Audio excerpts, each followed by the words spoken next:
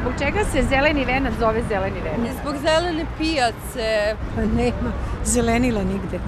Pa moglo bi da bude više drveća ovde. Nema uopšte zelenila. Treba više zelenila ako će tako da se zove.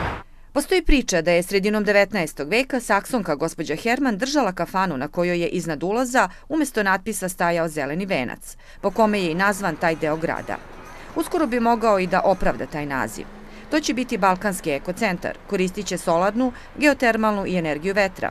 Imaće sistem za sakupljanje kišnice. Fasada će biti obavijena biljkama.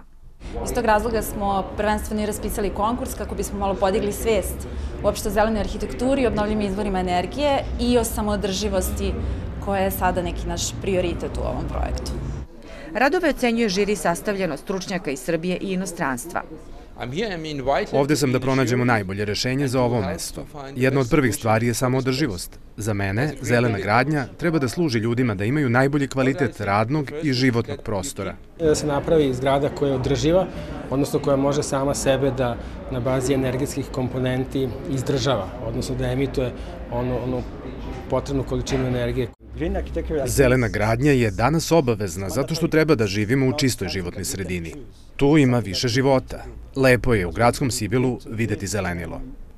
Zgrade u zelenilu koje se sve više grade doprinose čistijem vazduhu, ali i smanjenju temperature u gradovima. Za sada se Beograd ne može pohvaliti kvalitetom vazduha, zbog čega su i crne fasade uobičajena slika. Za nadležno u Beogradu ovo je samo početak razvoja grada u zelenom smeru. U planu je da se rastereti saobraćaj izgradnjom podzemnog tunela. Mi ćemo moći da ovu ulicu, koja praktično vodi na zeleni venac i koja je deo zelenog venca, da smanjimo broj saobraćajnih traka, da tu uvedemo biciklistički saobraćaj i da tu uvedemo drvorede. I na taj način nadam se da ćemo opravdati i taj naziv i u bukvalnom smislu da se ovo zove zeleni venac. U centru grada zasađeno je 100 stabala. U planu je da sve glavne ulice dobiju biciklističke staze.